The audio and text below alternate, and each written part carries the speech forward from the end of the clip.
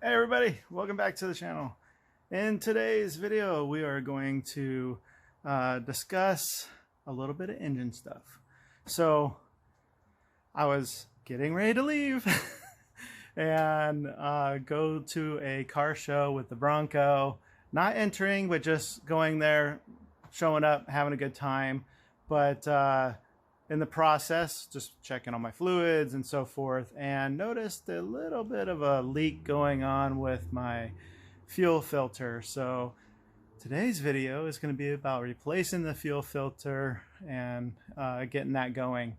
So let's do it. Right in here. Oh, let's do that. Do some work.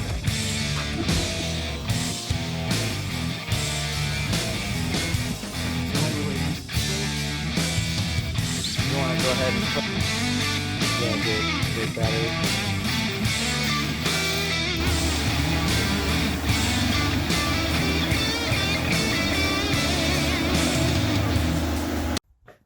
All right, so before we get started on the front end, we're going to go ahead and start on the back end. So there's a couple things to keep in mind. You know, everybody's system's a little bit different, where your fuel filters are going to be located at a different spot. You may have more than one, you may have two, you may have fuel injection. We're dealing with something that's carbureted. So, and it's an older vehicle. So as Bronco owners, sometimes we'll have two filters as well. And I'm going to talk about that right now. So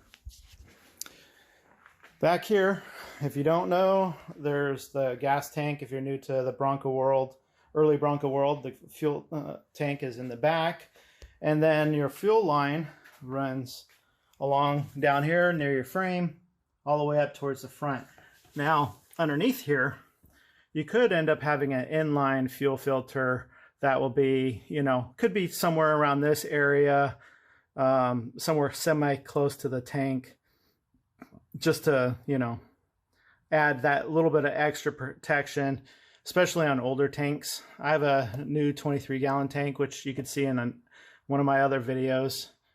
But so I'm just running one, which will be up towards the front. You didn't see that. Getting it ready so I could show you guys what's going on. So mine is up here. It runs down from below up through here and then into the carburetor up here. And so fuel direction's going in this direction. And also, not only is it a little bit leaking, you could even see, if I look closer here, you can see the little rubber is kind of just falling apart. And there is also dirt in here and stuff, so it'll be good to replace it anyways. And I just went with Duralast, just a universal one, pretty straightforward. Got it at AutoZone. It's not as pretty as the other one, but that's okay. I want to be able to get going and be able to make it to the car show, but I also want to be able to show you guys this video, so there you go. Also, you want to look at what direction it's supposed to be. In this case, this one has it. You can't really see it too well in the video, but points the arrow, so you want to point that towards the carburetor, so it's going to go in this direction.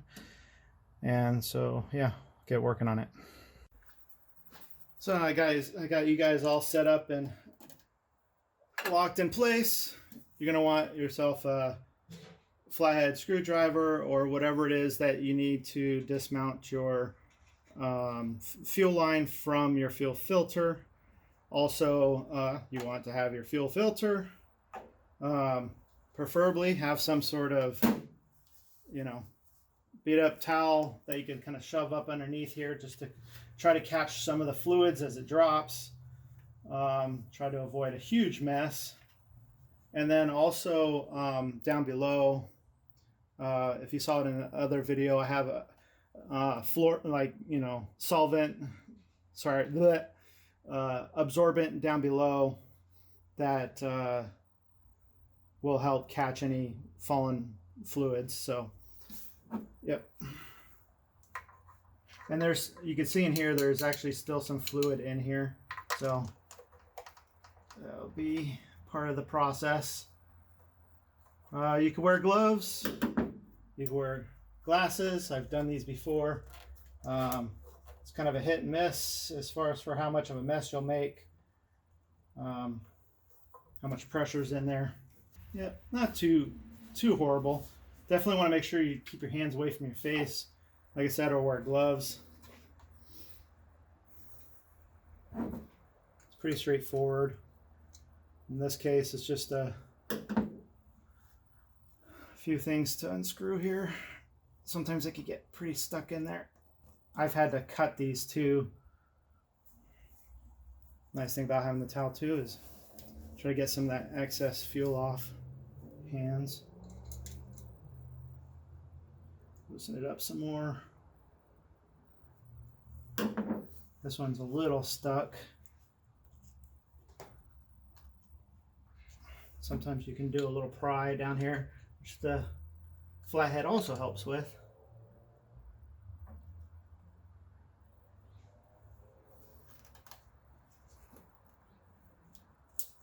There we go, I broke it free.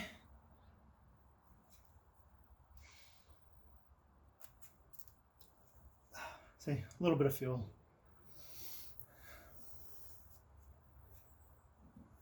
Put your finger on it. All right, get that one out of the way. Wipe the hands. Once again, make sure that you use the directions, or also make sure that your arrow is pointing in the right way, which this one wants to go towards the curb. And then last time, this was kind of turned, so I'm going to rotate it a little bit more and make it easier to access. And then shove this bad boy in.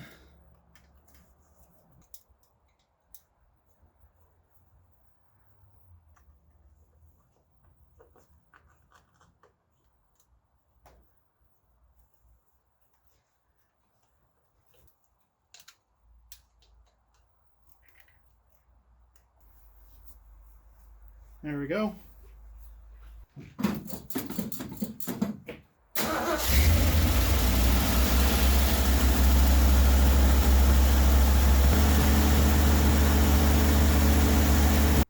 Just checking for leaks. And as a bonus, I'm going to do a quick check on this as well. So I've been having power steering leak.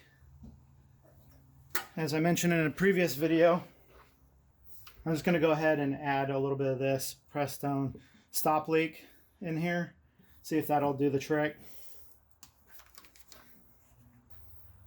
Okay, so also a little trick too is you can put a hole here for pouring, and then a little hole in the top for allowing airflow.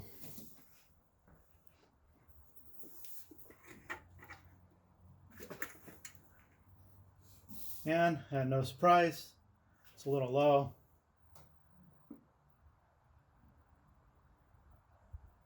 This is a new power steering box, and I'm not sure why it's leaking. Haven't been able to really determine where it's leaking from, but hopefully this will help seat the seals.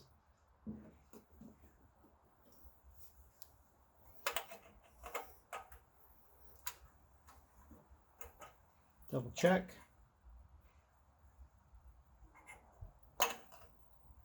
And since it leaks, I'm going to fill it a little extra.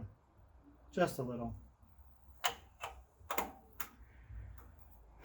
And then I will keep this bottle with me.